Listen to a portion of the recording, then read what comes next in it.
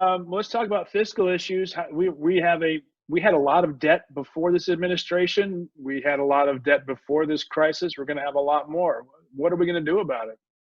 Well, and it's not just debt. So that's the other problem, Chris, is there's something called quantitative easing, which is when the Fed prints a bunch of money and they flood it out into the economy. So of course we spent about 4 trillion extra dollars during the COVID crisis, more than we spent on all of World War II, by the way, adjusted for inflation. So a huge amount of money.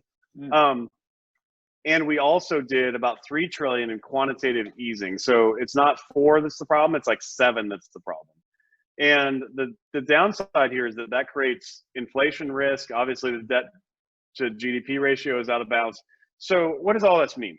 What it means is that just the debt payments, if interest rates stay low, just the debt payments are about $250 billion a year, which is much more than we spend on the VA and about a third of what we spend on Department of Defense and a whole lot more than we spend on state or HUD or labor or any of those other federal agencies. So it's a huge amount of money.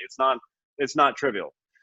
So the more debt we rack up, the more drag. It's like, it's like being a swimmer and, oh yeah, we're going to stick this, you got to wear a sweater while you're trying to swim or something.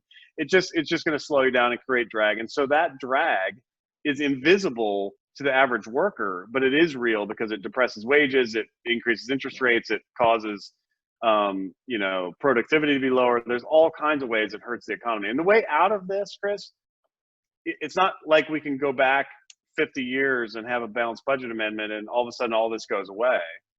Instead, the way out of this is sort of two-part. One is fiscal restraint on the rate of growth needs to go from 3% growth to, 0.5% or even a percent decline. And we need to grow the growth of annual spending year over year. Okay. And then we also need to grow the economy so that our tax base gets much bigger and so we can begin to pay down that debt. I'm in favor of a balanced budget amendment. I've said this many times. I know there's some downsides to a balanced budget amendment, but it's obvious that our political class has no appetite for hard decisions. They're a bunch of spineless wimps. And so it's time to use the blunt force instrument of a balanced budget amendment to solve that problem. And you can work through there are some downsides to a balanced budget amendment, but we've got to work through those downsides in the process of getting one formulated, passed by the Congress, and then ratified by the states.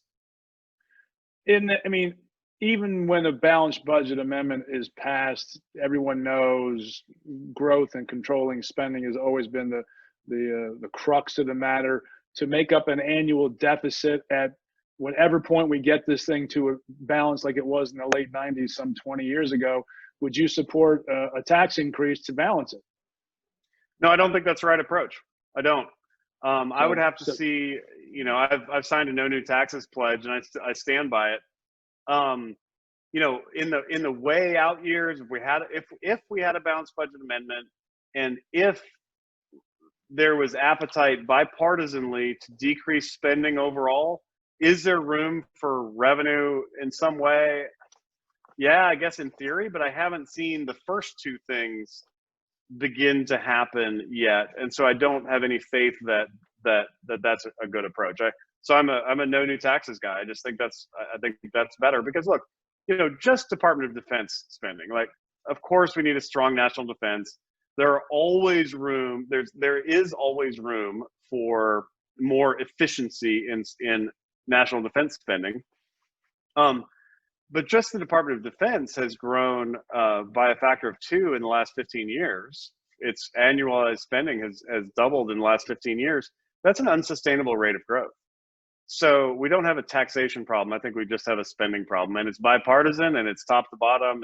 And if you ask me if there's an area in which I would critique the president, I think the one that I would critique him in first is the issue, or the main critique of the president is that he signed into law $1 trillion budget deficits before there was a crisis.